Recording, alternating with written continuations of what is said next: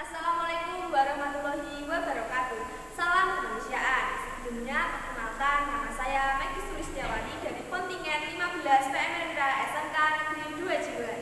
Pada kesempatan kali ini, saya akan mempresentasikan materi kesiapsiagaan bencana mengenai studi kasus gempa bumi. Yang perlu kita ketahui, bumi tempat kita berpijak terdiri atas lapisan-lapisan yang disebut dengan lempengan tektonik. Di bawah kerak bumi terdapat lapisan lunak yang terbentuk atas batuan panas yang mencair. Hal ini mengakibatkan lempengan di atasnya tidak stabil sehingga sepanjang waktu bisa bergerak. Jika antara lempengan yang bergerak tersebut terjadi pergeseran, pendorongan, atau pertumbukan secara frontal, maka terjadilah gempa bumi. Selain itu, gempa bumi juga bisa disebabkan oleh aktivitas gunung api dan bentuknya bebatuan.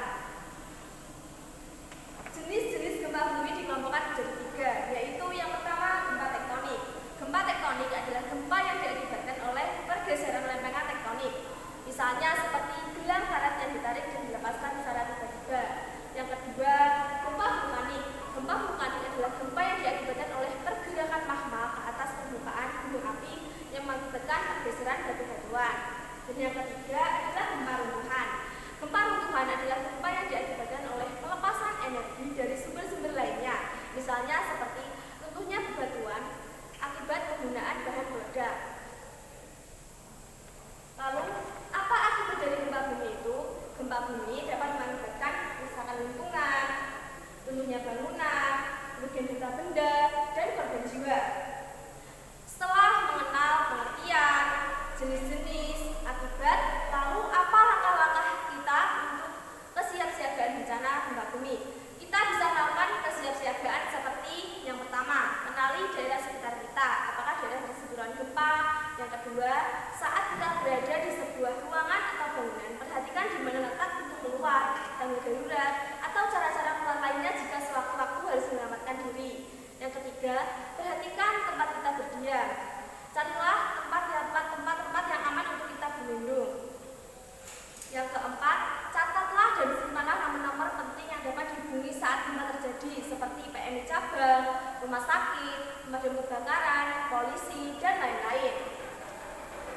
Saat gempa terjadi, ada beberapa hal yang kita lakukan, seperti saat kita berada di sebuah rumah atau bangunan, berlindunglah di bawah meja agar tubuh kita tidak terkena benda-benda yang berjatuhan.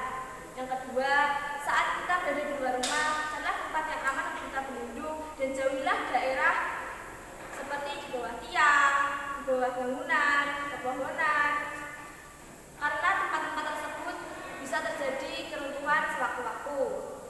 Dan yang ketiga, jika kita mengendarai kendaraan, matikanlah kendaraan tersebut dan cari tempat yang lapang untuk kita berlindung. Yang keempat, saat kita berada di daerah pegunungan, jauhilah daerah lereng karena daerah tersebut berpotensi terjadi kelongsoran. Yang kelima, saat kita berada di daerah pantai, segeralah meninggalkan daerah tersebut karena pada saat terjadi gempa bumi, biasanya daerah pantai berpotensi terjadi tsunami. Setelah peristiwa gempa terjadi, lakukanlah langkah-langkah seperti yang pertama, saat kita masih berada di sebuah rumah atau ruangan, segeralah keluar. Yang kedua, periksalah keadaan diri kita sendiri, apakah ada bagian tubuh yang terluka dan terkena benda-benda. Yang ketiga, mintalah orang dewasa untuk mematikan aliran listrik dan gas. Yang keempat, dengarkanlah informasi dari sumber-sumber yang terpercaya dan bertindaklah sesuai dengan himbauan. Lalu, apa peran kita sebagai PMNK? Peran kita adalah ikut serta mensosialisasikan kepada orang terdekat mengenai bahaya dampak bencana dan ikut berperan dalam sebelum, saat, dan sesudah terjadi bencana. Demikianlah presentasi singkat dari saya mengenai kesiapsiagaan bencana. Bila ada kurang lebihnya, saya mohon maaf. Minum es campur